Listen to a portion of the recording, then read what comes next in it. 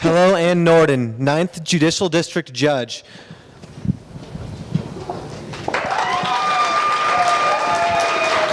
She's coming to the podium. When you were in high school, what was your favorite subject? English. English? Nice. Times. Can't relate. Good morning, everyone. My name is Ann Nordin. I'm really excited and happy to be here to tell you my story, to hopefully inspire you to consider a career in law, and to give you a couple of pieces of advice that I learned along the way. So who am I? I'm a judge. I've been a judge since 2016. I'm the kind of judge who handles felony criminal cases, civil cases, divorce cases, and a variety of other case types. On any given day, you could find me at the courthouse in Aspen, in Glenwood Springs, or the courthouse in Meeker. I absolutely love my job. So my education, I grew up in Fort Collins. I graduated from Fort Collins High School. I got a full tuition scholarship to CU in Boulder, where I studied political science and German.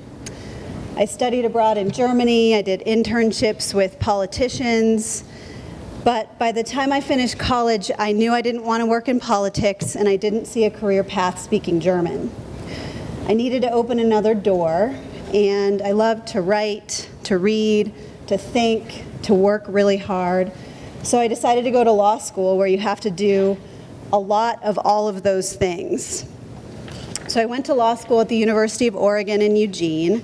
I had an amazing time, in no small part because I love college football, and the Oregon Ducks were really good at the time. But I miss my family, who was in Colorado, and I miss the Colorado sun because it rains a lot in Oregon. So I came back to Colorado and took the bar exam, and then I began working in Boulder for a judge as her law clerk. And what I saw in that courtroom as I sat next to her was a place where fairness and justice was the goal, where incredibly challenging, sad, tragic, and difficult events were dealt with, but where people could receive closure and justice, whether it was a victim seeing her attacker sentenced to jail, or an accused person's innocence recognized by a not guilty verdict. I saw my judge and the juries who heard cases in that courtroom working day after day to reach a result, the right result, based on the law and the evidence. I knew I needed to spend my career in a courtroom. The judge I was working for had been a prosecutor prior to taking the bench, and she encouraged me to explore being a prosecutor myself. So that's what I did. I took a job as a traffic prosecutor in West Metro Denver. I moved up from traffic court to misdemeanor court. I handled hundreds, perhaps thousands of cases in 2 years, and presented more than 40 cases to juries over that period of time.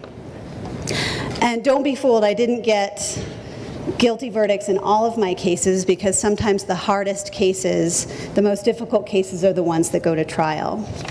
But win or lose, I was hooked on that type of work because I loved getting up every day with the goal of doing the right thing, whether it was a dismissal, guilty plea, or going to trial. But I also had a personal life, and my boyfriend at the time, who's now my husband, had moved to Carbondale to teach at CRMS.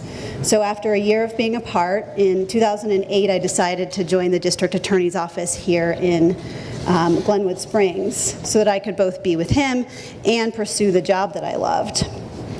So I did that, continued to try cases, moving up to cases like homicide. And then in 2016, one of the judges, Judge Petrie, announced his retirement. And when I saw the retirement announcement, I didn't even think about applying.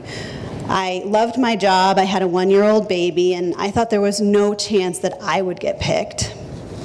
But my phone started ringing and emails started showing up in my inbox. Other lawyers, colleagues, judges encouraged me, and a little voice in my head said, "You can do it." So I decided to listen to that voice, and I applied.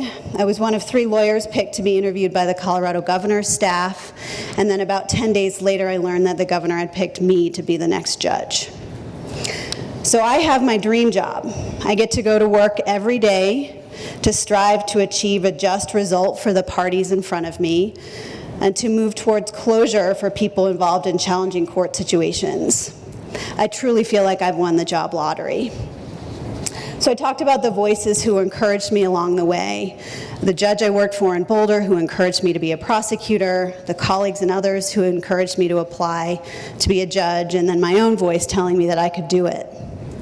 I listened to those voices, but there were other voices I had to drown out too. When I was a prosecutor, somebody would hear I was a prosecutor, and I would often get the response, "Wow, you don't look like a prosecutor." And I was comfortable in the courtroom doing things like picking a jury, making closing arguments, cross-examining an expert witness. I knew I could do the job, and it always took me aback when somebody said, "You don't look like a prosecutor." I didn't know if I wasn't tall enough, if I had the wrong hairstyle, or what it was, but I didn't fit the mold, apparently. But I drowned that voice out, kept my head down, and kept working super hard at a job I loved. Now that I'm a judge, I hear the same comment. "Oh, wow, you don't look like a judge." Or sometimes, "You look too young to be a judge." So again, I drown those comments out. I work as hard as I possibly can at a job I love. And I get up every day to try to do the right thing. So the lessons I want to convey to you are that you should listen to yourself and to others who see your promise, to drown out the critics, to work as hard as you possibly can, because it will pay off. I'm here at the Expo. Please come talk to me. I'm at the 9th Judicial District table, and I would love to talk to you more about a career in the law. Thank you.